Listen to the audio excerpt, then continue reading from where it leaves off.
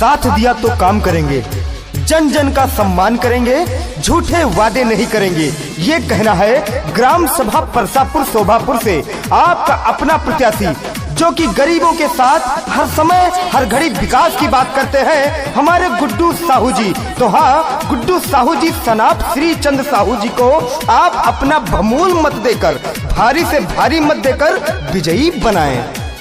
कौआ के शान बाटे भैया जी, जानत है दादी और दादा, सब ही के कमवाए आवत है, मजबूत है इनका इरादा, मजबूत है इनका इरादा। कौआ के शान बाटे भैया जी, जानत है दादी और दादा, सब ही के कमवाए आवत है, मजबूत है इनका इरादा।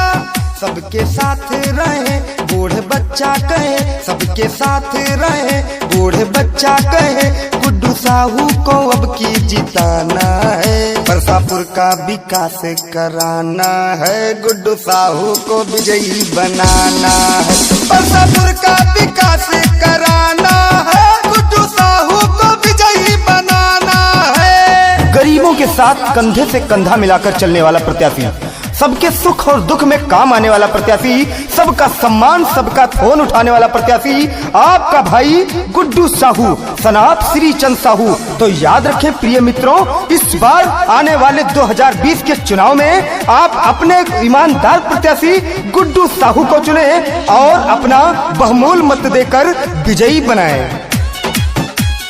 आधी रात को पड़े जो विपदा, दौड़ के भैया आते हैं, गुड्डू साहू भैया 24 घंटा फोन उठाते हैं, 24 घंटा फोन उठाते हैं।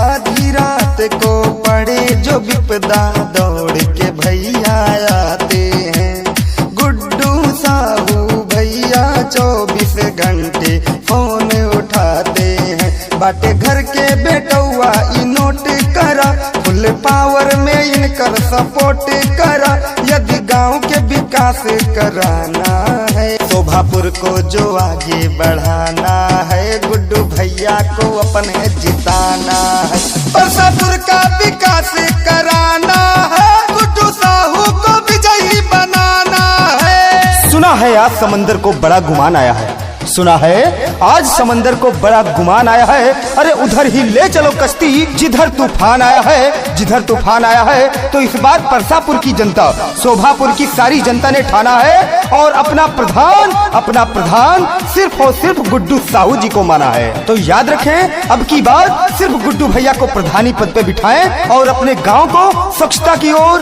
विकास की ओर ले जाएं। ऊंच नीच के भेद करे ना, केहू के अपमान करें, बूढ़ बुजुर्गन के गुड्डू भैया सबका सम्मान करें, भैया सबका सम्मान करें। ऊंच नीच के भेद करें ना, केहू के अपमान करें, बूढ़ बुजुर्गन के भैया जी मिल गए सम्मान करें। दीन दुखियन के भैया जी साथ रहे, सबके सेवा में दिन रात रहे, साथ बैठ के खाते ये खाना है, परसापुर का विकास कराना है, गुड्डू साहू को विजयी बनाना है, परसापुर का विकास कराना है, गुड्डू साहू को विजयी बनाना है। हर घड़ी हर वक्त हर समय सिर्फ और सिर्फ विकास की बात करते हैं हमारे गुड्डू साहू जी। तो याद रखें, सिर्फ और सिर्फ गुड्डू साहू को अपना प्रधान चुने और कहते हैं कि हमको गमे जिंदगी से गुजरने नहीं देते, मरना भी चाहे तो मरने नहीं देते, मोतियों की माला को बिखरने नहीं देते, क्योंकि जिनको चाहते हमारे गुड्डू भैया उसको कभी बिगड़ने नहीं देते, नहीं देते, नहीं देते।